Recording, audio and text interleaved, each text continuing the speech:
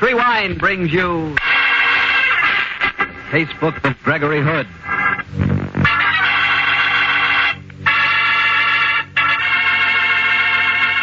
Tonight, the Petrie family, the family that took time to bring you into the story of the Derringer Society. Another exciting story from the Casebook of Gregory Hood. And right now, I'd like to talk about those few minutes you have while you're waiting for dinner every evening. That's the perfect time for a glass of Petrie California Sherry. It's the best beginning a good meal ever had. You really feel like you're enjoying the good things of life when you take time for a glass of Petrie Sherry. Hold that glass of sherry to the light. Look at it. It's a beautiful dark amber. Yes, and Petrie Sherry is clear and fragrant, the way a good wine should be. Now taste it. Ah, you've got something. That Petrie Sherry has a real heart-of-the-grape flavor. And look, if you like your sherry dry, not sweet, Petrie makes a fine dry sherry. It's called Petrie Pale Dry. And if you don't know yet which you prefer, the regular sherry or the dry, why not try both? Don't buy one, buy two. But just be sure you always buy Petrie.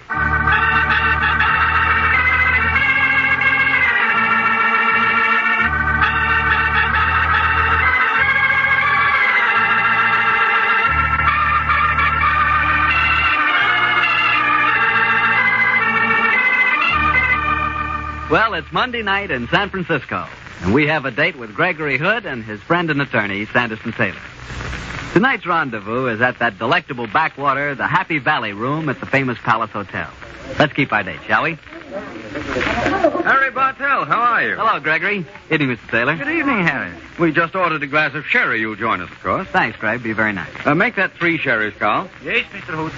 Well, gentlemen, which stories have you selected from the casebook for tonight's episode? A quite remarkable case that we filed under the heading of the Derringer Society.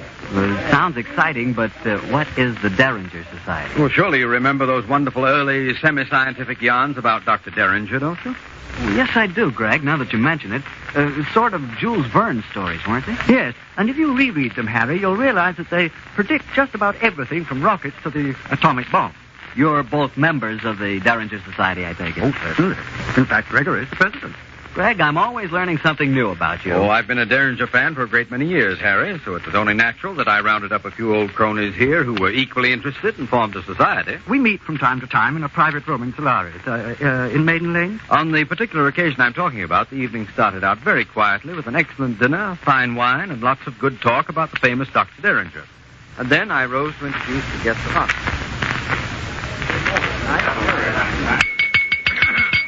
Fellow members of the Derringer Society, you will already have noticed that we have violated our long-standing stag rule. We have a lady among us. Oh, shame. No, George. We've broken the precedent for a very particular reason. I don't have to remind any of you that the fabulous Dr. Derringer, that great spade-bearded scientific giant, was especially devoted to the tricks played by time. Well, our guest tonight is Miss Julia Hayes. She claims to perform exactly the sort of time-travel prophecy that the great Derringer foretold. Miss Hayes, gentlemen, claims to be able to predict future events. Dr. Barton, our psychiatrist member, has been examining Miss Hayes today, and I shall ask him to introduce her. Thank you, Mr. President. Fellow members, I must preface my remarks by stating that if I appear to speak of our guest in a slightly clinical manner, I do so with her full permission. Am I right, Miss Hayes? Yes, Dr. Barton, you may say anything you wish. Thank you, Miss Hayes. Gentlemen, this afternoon I spent some 2 hours examining our guest. And by all known psychological tests, she is simply normal, perhaps a trifle below average mentality. But her record has already established the fact that she can often predict future events with surprising accuracy, quite above the laws of chance. And now, gentlemen, Miss Hayes will be quite willing to answer any question. Yes, Sandy Taylor, I think yours was the first hand. Miss Hayes, may I ask you any outstanding events that you predicted in the past? On May the 4th, 1937, I predicted that 2 days later the German airship Hindenburg would be destroyed. I predicted the death of both Mussolini and his son-in-law Canciano. I was right as to both date and time. I am seldom wrong. Miss Hayes, how do you explain your unusual ability? I cannot explain it. It is beyond my understanding. It is a gift. When I let my mind go blank, I can see into the future. Miss Hayes, can you tell me what horse is going to win the second race at Arlington tomorrow? Mr. Chester, Mr. Hayes is our guest. Oh, sorry, Hood. I beg your pardon, Miss Hayes. I was just being facetious. Let me ask you a serious question. Are you able to see into the future at will? Yes. If I make my mind a blank, I can usually see into the immediate future. Would you consider making a prediction for us now? I will try. I can promise nothing, but I will try. Monday. It is Monday at 8:15. I see the future, but not far ahead. This same night, 3 hours from now, at 11:15 tonight, I see a small man, a bald man with glasses. His name is Chester. No, look, Miss Hayes, the joke's a joke. Quiet, Mr. Chester. Don't spoil it. She's still talking. Tonight, Mr. Chester, at exactly 11:15, you will be murdered.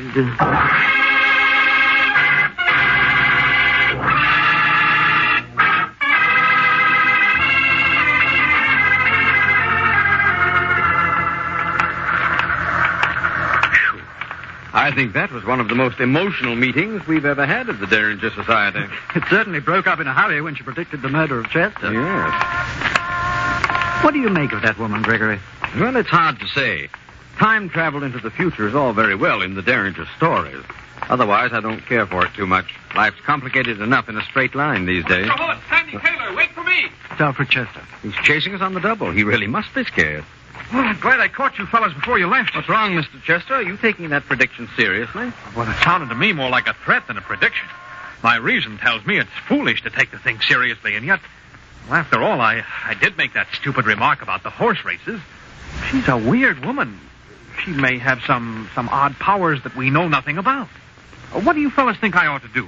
Get the police, perhaps? No, I think it'd be a little hard to convince them that you were in danger. Yes. It's 11:15 now. Would you like me to come home with you until after her 11:15 deadline has passed? Oh, no, Hood. I won't bother you. I'm probably being extremely stupid. Well, thanks for this little talk. I feel a lot better. Good night. Good night, Mr. Chester. Good night. He really is frightened, isn't he, Gregory? Badly. Ah, well, Sandy, I don't think we need to take the business very seriously. Of course not. Just the same, I have a feeling that Mr. Alfred Chester may not sleep too easily tonight.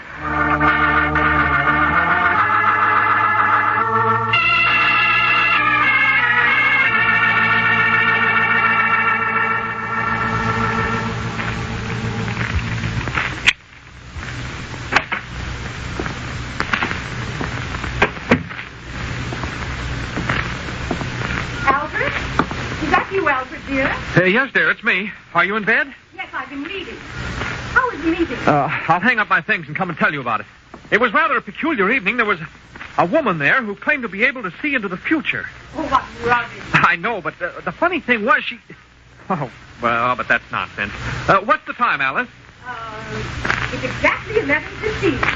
11:15, then I'm safe. I need... Alfred, what happened?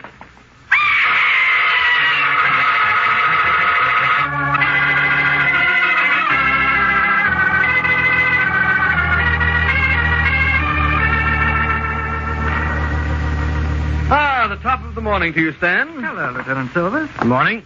What brings you to my office this early in the morning, Stan? Could we interest you in a small Ming vase for Mrs. Silvers?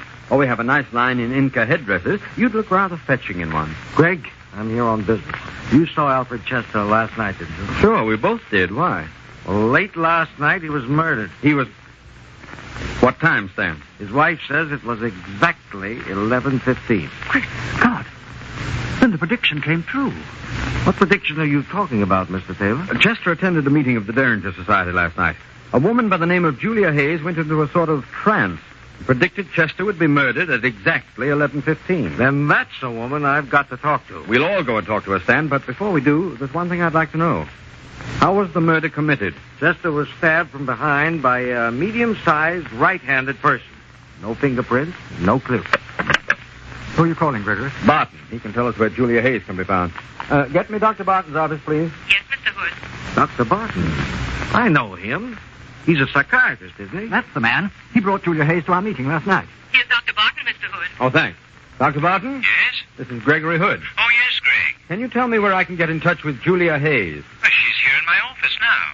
And I found out something very interesting about her, Gregory. So have I, Barton. Please keep her there until we arrive. We're leaving right away.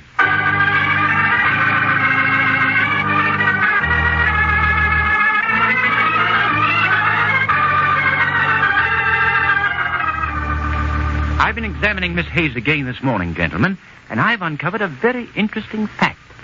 Miss Hayes was left-handed in her childhood, but she's been forcibly trained into right-handedness since.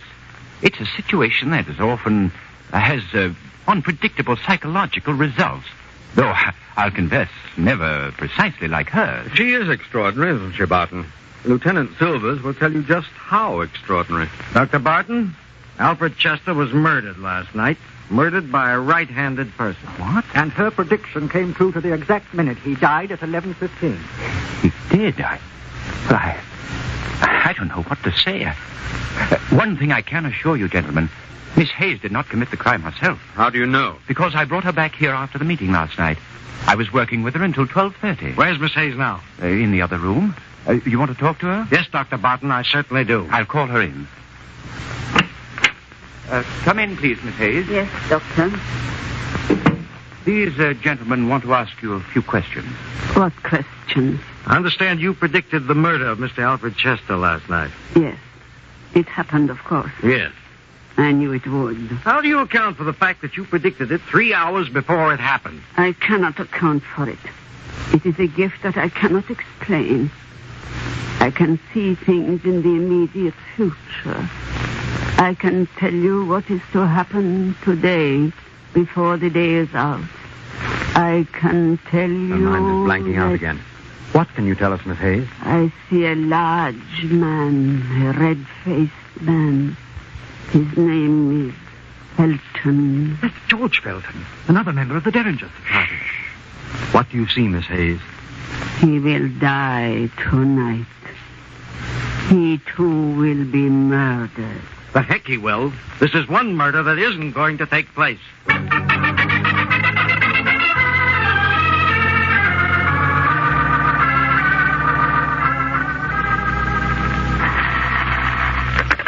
George Felton speaking. This is Lieutenant Silvers again, Mr. Felton. Silvers, why don't you leave me alone? I don't want any police protection, and I won't have any. But, Mr. Felton, I've told you that Alfred Chester was murdered last night, right after he'd been threatened by this woman. His death was a coincidence, Silvers. It was probably a prowler. But I'm not easily scared, and I don't believe in supernatural powers, even though I am a member of the Derringer Society. I wish you'd let me come over, Mr. Felton. We don't like to take any chances. Now, look here, Silvers. It's nearly midnight. My wife and I are going to bed. Don't you worry about us. If anyone murders me during the night, I'll get in touch with you first thing in the morning. Who was that, darling? Oh, Lieutenant Silvers again. Still worrying about that threat on your life. Yes, that's the 5th time he's called me today. Darling, he must take it seriously, even if you don't. Don't you think Oh, now, perhaps don't that- worry your pretty head about it, Cynthia. You run along to bed, dear. I'll lock up. I suppose you know best, George. Don't be long. No.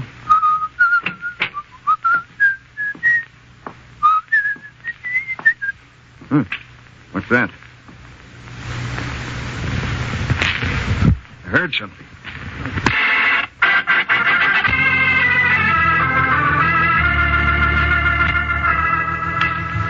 Gregory, I blame myself for Mr. Felton's murder last night. You did your best, Stan? Yes, Lieutenant. After all, you tried to force him to take protection, but he wouldn't hear of it. I know, but I do blame myself.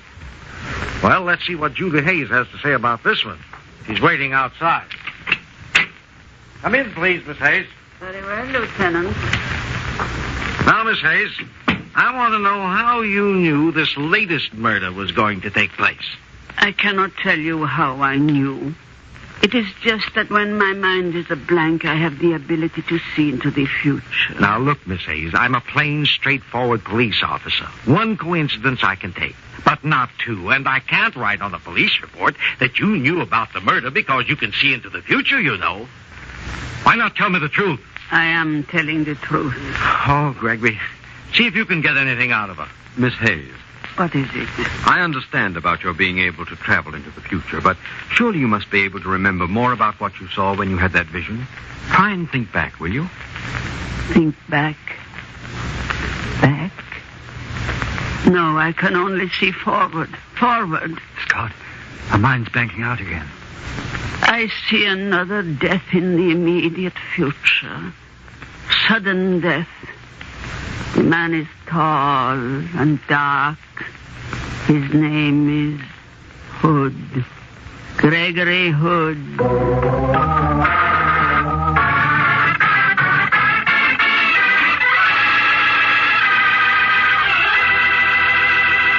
You'll hear the rest of Gregory Hood's story in just a second, so I'll tell you quickly about a wine I know you'll like. That wine is Petri California Muscatel.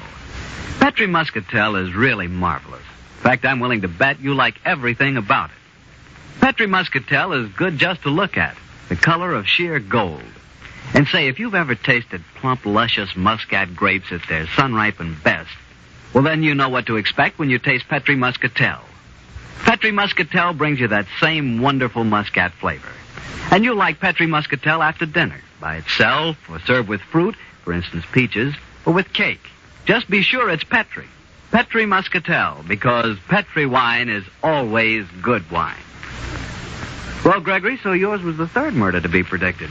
Considering the first two had taken place according to schedule, you must have felt a little nervous. For the first 24 hours, I was a trifle sensitive to sudden sounds, Harry.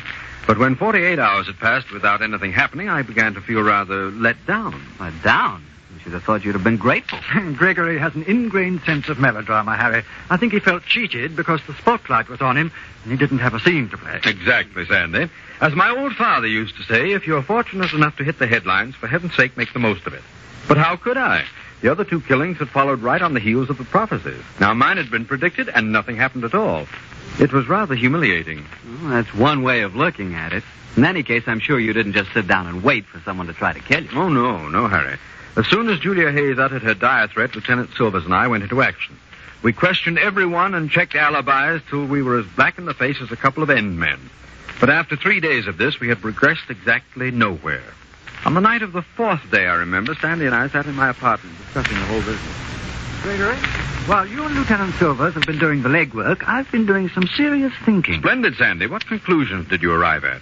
I think there's only one answer to this case. And that answer is? Dr. Barton's a psychiatrist. Julia Hayes is slightly subnormal. I wouldn't mind giving you odds that he hypnotized her into performing the two murders. She'd be an easy hypnotic victim. I'd thought of that possibility. Have you figured out his motive? No, but I'll skip that for the moment. One thing we do know. He had the opportunity. He was the only person who was alone with the woman for any length of time between her arrival in San Francisco and her first prophecy at our meeting. Very true. And I think I could provide your missing motive, Sandy. We've checked on Dr. Barton thoroughly. The wife of George Felton, the second man murdered, was a patient of Barton's. She was also a beautiful woman, no doubt is now a very rich one.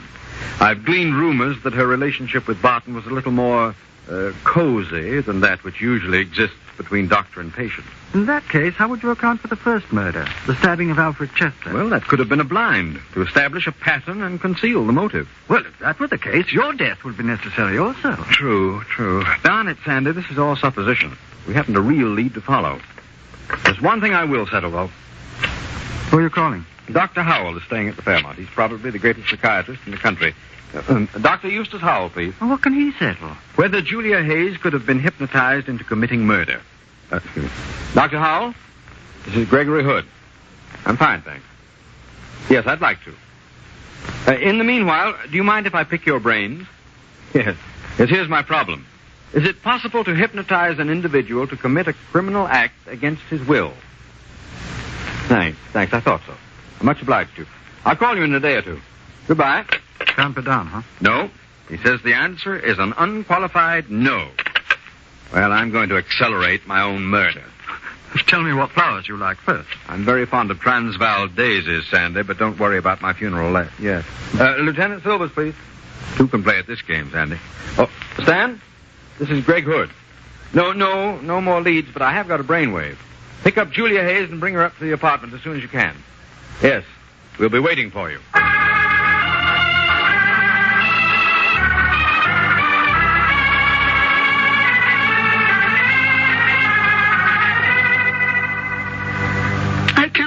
answer any more questions, Mr. Hood. But, Miss Hayes, you predicted that I would be murdered in this apartment. Doesn't this setting ring a responsive chord in your memory? No, it does not. Your other prophecies came true. What happened to this one? I do not know. I cannot explain it. Perhaps you've lost your mysterious power, Miss Hayes. Oh, perhaps you never had it. Perhaps you made the whole thing up. Why not admit you're a murderess who poses as a prophet? I am no murderess. I can see the future, or I could. Something has happened to me. You never could see the future, and you never will. But I'll tell you your future, Miss Hayes, if you don't tell us the truth.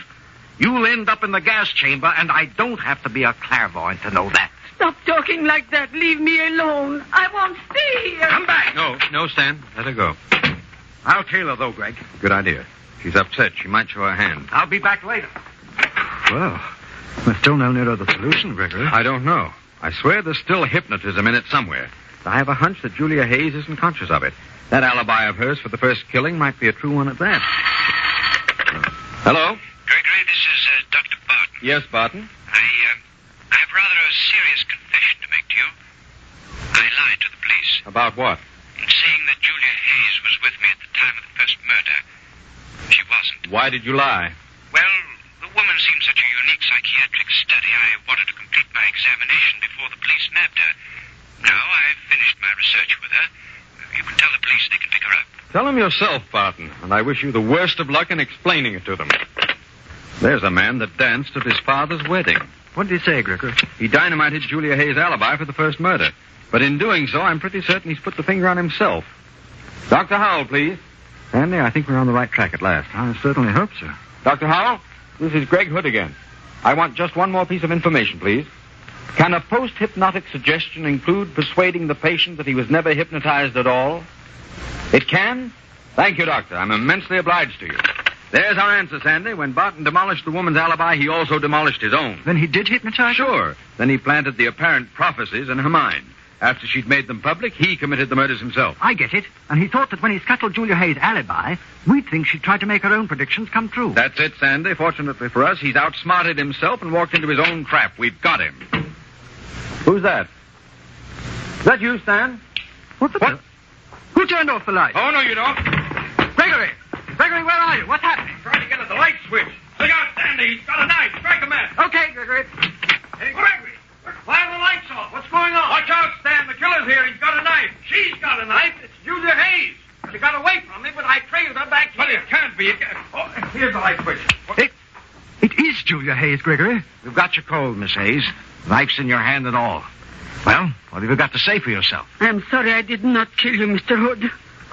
Well, that's very friendly of you, Miss Hayes, but I'm completely confused. Well, so am I, Gregory. You just finished proving to me that she couldn't be the killer. Well, I don't know what more evidence you want, Greg. The knife's in her hand, and she admits she wished she'd killed you. Yes, I admit it. You all made fun of me. You did not believe in my gift. If you had died, then all my predictions would have come true. But I am no murderess. Of course you aren't, Miss Hayes. What are you talking about, Gregory? But don't you see? She's holding the knife in her left hand. There's the answer. Come on, Lieutenant. Let's go over and see Dr. Barton as fast as the squad car can get us there.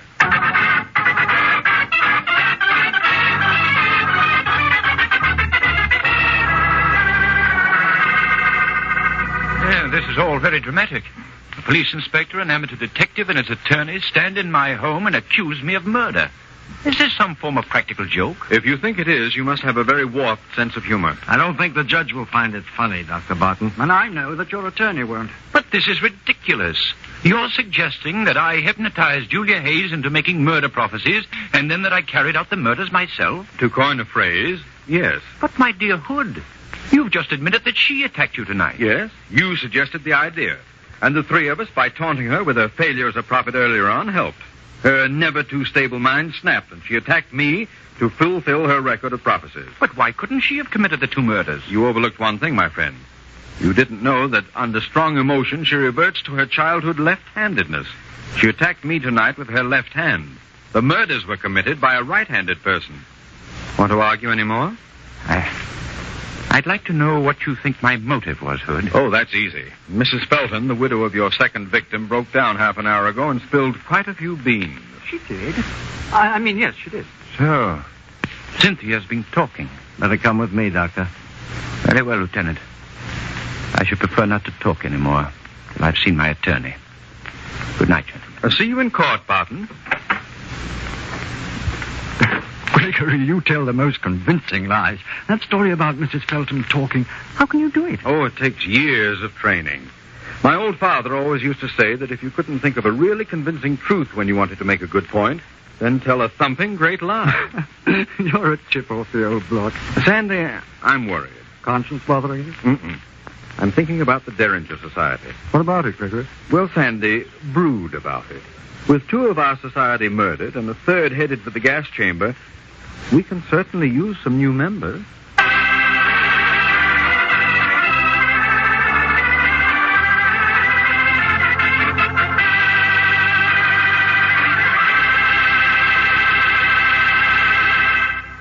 Greg, that was an exciting story. How do you get mixed up in these things? Harry, I guess I'm just around when they happen. But why is it I'm never around? Well, Harry, maybe you're just the kind of person nothing ever happens to. Lucky you. You mean poor me? I bet if I were a member of the Derringer Society, things would start happening to me. Oh, I don't know. But before you can become a member, you must be able to contribute something to the society. Have you a scientific mind? I'm a genius with a tinker toy. Oh, no. Know anything about psychiatry? No. Hypnotism? No. Precognition? Don't even know what it means. Well, in that event, Harry, what in the world could you possibly contribute to the Derringer Society? A case of Petri wine? I should have known. They'll love me, Greg, because Petri wine is such good wine. Well, it's just got to be. With the Petri family, the growing of perfect sun-ripened grapes and the art of turning those grapes into fragrant, delicious wine is a heritage. It's a heritage passed on down from father to son, from father to son. No wonder Petri wine is so good. Yes, the making of Petri wine is a family affair, and the Petri family has every intention of keeping it just that. So you know the name Petri on a bottle of wine is more than a trademark. It's the personal assurance of the Petri family that Petri wine is and always will be good wine. Well, Gregory, which adventure out of the case book are you planning to tell us next week? Next Monday, Harry, I'm going to tell of a weird adventure that Sandy and I had in Mexico City some months ago. During the course of the story, I succeeded in getting myself kidnapped by a female sharpshooter and nearly ended up with an extremely beautiful wife. I'll see you next Monday, Harry.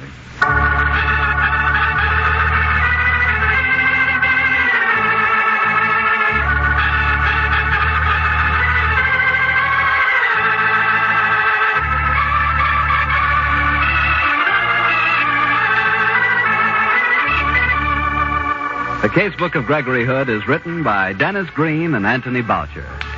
Original music composed and played by Dean Fostler. Gail Gordon plays the part of Gregory Hood, and Sanderson Taylor is played by Carl Harbord.